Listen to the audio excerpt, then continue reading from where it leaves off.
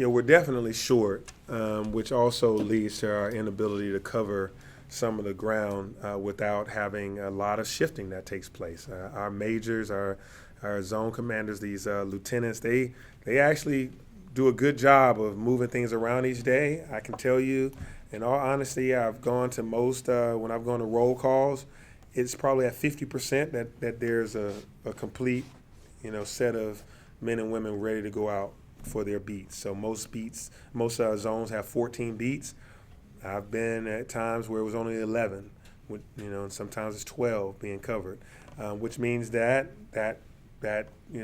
ground still has to get covered. It just they end up having to do it as a team, which is not what you want. When I'm already saying I want to do community-based policing, which means getting out of your car to go walking. Well, you can't get out of your car if you're already covering more ground than in your car than you needed to, than the beat was designed for. So to be able to get out and get a good relationship with that gas station, grocery store, all these businesses and churches and all these things, you just can't do it in an 8-hour shift if you're not covered. So we need more officers to at least fill out all of our zones at all our 3 watches of the day and our weekend.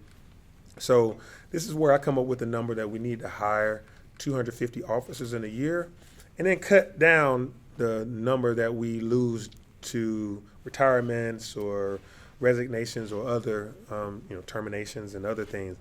In times past, we've hired, if you hire 200 and you lose 150, that's a whole lot of work, but you only net 50.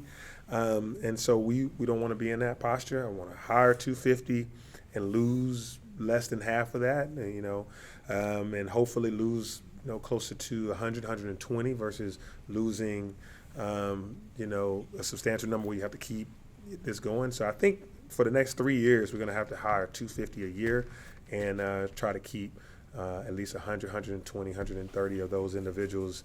And of course, it's not the same people that come and go. It's, people hit their 30, people hit their age. But then being able to recapture them, some of these individuals hit 55 years of age and they're still able to do their work. And so, yeah, that's where we are right now. We are doing a good job at getting, hitting our milestones to get towards that 250. Police officers are helping us with the recruitment, their morale, them saying positive things, them being active. And it was a number of officers that just showed up to our Lenox Square Mall recruitment event, and that made a lot of people say, wow, the police want to be police, so I might want to be police, And we're getting good lateral moves too. Folks that are already sworn in other jurisdictions, maybe outside of state or outside of region, and they come in. We've already had 5 this year.